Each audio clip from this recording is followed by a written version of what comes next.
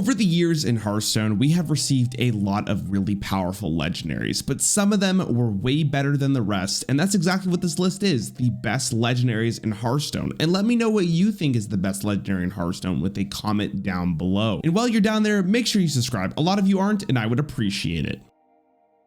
Go subscribe. I know you didn't subscribe. Go subscribe right now. In Descent of Dragons, we were showcased to one of the most powerful Highlander cards we've ever seen with Dragon Queen Alexstrasza. Not only was she a 9-mana 8/8, but you also got 2 random dragons in your hand and they cost 0. That was a lot of tempo in one turn. Dragon Queen Alexstrasza also used to be able to generate copies of herself, which could lead you down an endless train of tempo and value, and it was just ridiculous. This card was one of the reasons why you wanted to build a Highlander deck, because it was good when you were behind, it was super good when you were ahead, and there was never a bad time for Dragon Queen Alexstrasza. She was also known as the Scam Queen for a little bit there because of the amount of games she just randomly scammed from your opponent. Rogue has had one of the best legendaries all the way since Hearthstone Classic with Edwin Van Cleef. Now, I know for a lot of you, it looks like a simple 3-mana 2/2, but with the help of Backstab, Shadow Stat, Preparation, basically any single card in Rogue's arsenal, Edwin became a much bigger threat and could single-handedly just win the game. And Edwin only got stronger in power level as more Hearthstone cards entered the game, because cards got cheaper and more efficient, which is a really good thing for Edwin Van Cleef. Let's just get Gen and Baku out of the way. These two were introduced in the Year of the Raven at the Witchwood and continued to dominate that year because of how powerful these effects were, and the fastest cards ever to be Hall of Famed into Wild. In Whispers of the Old Gods, we were first introduced to, well, the Old Gods, and one of them was the meta-defining card for a very long time.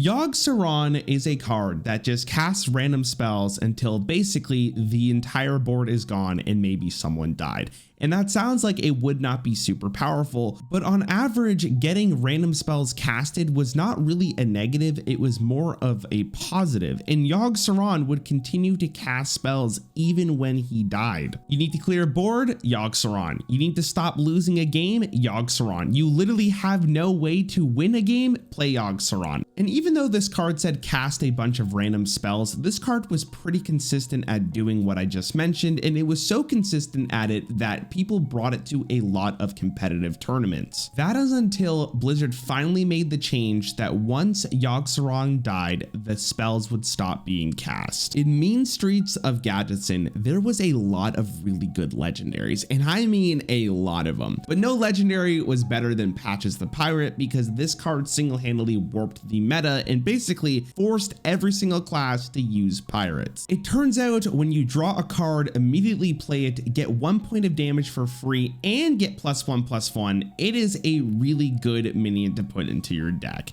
They nerfed it so it no longer had charge, but it was still pretty decent. Ziliax was released in the Boomsday Project. This card had virtually every single keyword on it, and it was a very versatile minion, and because it was neutral, it saw a lot of play. I mean, this card was single-handedly the most played legendary of all time. If that doesn't make Ziliax worthy of this list, I don't know what will. Zephyrus the Great was introduced in Savers of Uldum. With the battle cry to wish for the perfect card, this is arguably the strongest legendary ever released. It turns out wishing for the perfect card can be very beneficial when your class doesn't have a board clear, or your class can't generate lethal, or you just need literally any single card to win a game. This card was so good that even cards that did not receive a Highlander card still wanted to play Zephyrus the Great. This card was also put into decks that were not Highlander, because they were hoping in the late game that Zephyrus could actually win the game. That's a crazy concept, but the card was so powerful that it ended up working some of the time. Speaking of Highlander cards, we obviously have to mention Reno Jackson as well, as this card defined a brand new archetype when it was released, and the card itself was just extremely powerful. And without Reno Jackson, we probably would have never gotten Zephyrus to begin with, because they needed a card like Reno to fully promote the brand new Highlander archetype. This was a really powerful effect. When it comes to finishing off your opponent, there is no better legendary than Leroy Jenkins. If you needed a finisher for a combo deck, Leroy Jenkins was there. If you needed a finisher for an aggro deck, Leroy was there. If you were just playing the class rogue, Leroy Jenkins was there. Considering that Leroy saw continuous play all the way from classic until he was finally rotated into wild, this card was so powerful for what it did. Back in the days of goblins versus gnomes, we were introduced to Dr. Boom, which was one of the most meta-defining legendaries we have ever seen. This back in the day would completely dominate a board, secure your victory, or be your one shot of coming back because of how powerful the effect was. Boom bots were not a super great mechanic to have in the game, but my god, they could be extremely powerful and extremely swingy.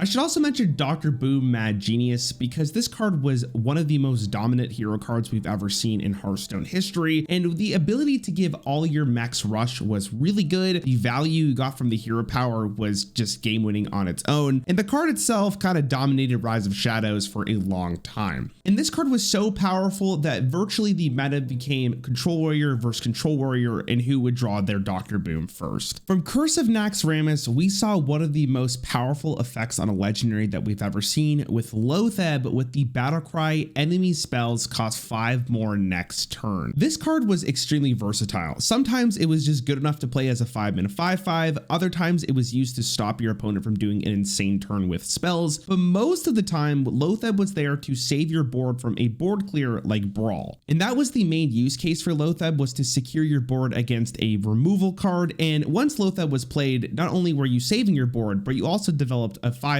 in stats. This was a very powerful legendary. In Knights of the Frozen Throne, we were introduced to Death Knights, and a couple of these Death Knights were really powerful. Blood Reaver Gul'dan and Shadow Reaper Anduin were both in their own ways meta-defining. As a singular card, Blood Reaver Gul'dan is arguably better than Shadow Reaper Anduin, but Anduin was much better with Raza the Chained because then his hero power became a machine gun. But both their battle cries were really good. Summoning all your demons that died is obviously a huge board swing, and just killing a bunch of high attack minions was a really good effect to have on a singular card. Honorable mention to Deathstalker Rexxar and Malfurion the Pestilent. Both of these were just really stable and good legendaries to have, but I don't think their effects were nearly as good as the other two. I also want to mention a couple quests in this video because a lot of them were really good, but the Caverns Below, Open the Waygate, and of course the Demon Seed were all in their own right extremely powerful. One legendary I have not mentioned yet, which was the best at setting up combos, was Emperor Thorson. The ability to discount every single card you had in your hand by 1 mana every single turn not only made this card extremely powerful, but almost gave it taunt in a sense because you kind of needed to kill it. And I remember hearing the words quite frequently back in the day of Blackrock Mountain that if this card lived for more than 1 turn, you were already dead. I have one honorable mention for this list, which is Kronk's Dragonhoof. Now, this card would not be good without Galakrond, obviously, but this card was very good, and I feel like it flies under people's radars. It was an auto include in every Galakrond deck. It is a good stat line for the effect. It not only could draw you your Galakrond, but it could give you a very powerful devastation, and it was extremely flexible in those devastations. Anyways, that's it for me. Thanks for watching. You look fantastic.